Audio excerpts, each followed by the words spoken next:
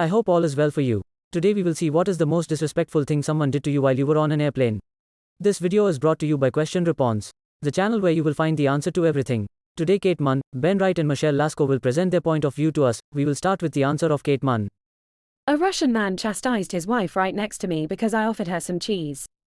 See that pretty little plate there? I like the apples, grapes, crackers, and brie, but I loathe the two other cheeses. Typically, my husband would be the proper receptacle for my extra cheese, but I was flying alone this time, and I hated the idea of the cheese going to waste. I tapped on the shoulder of the nice lady next to me, and I asked her if she and her husband would like some cheese. I smiled. She smiled back, and was happy to take it. She turned to her husband, and asked him a question in Russian. He looked at me like I was the spawn of Satan, and started chastising her, still in Russian. She was arguing back.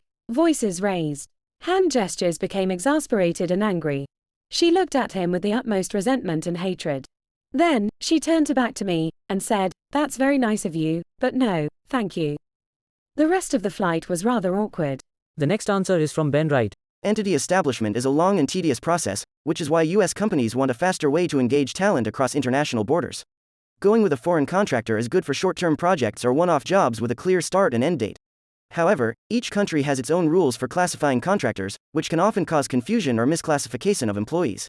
Companies that go the contractor route should consider a contractor management solution to ensure compliance and avoid the fines, legal fees, and business interruptions that come with misclassification.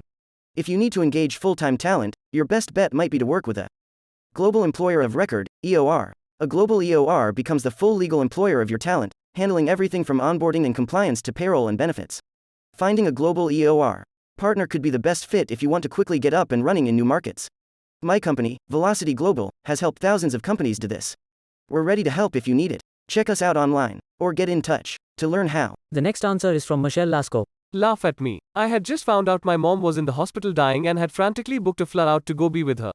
I'd had some trouble with TSA as something in my purse had slipped through a hole in the lining and the X-ray had picked it up.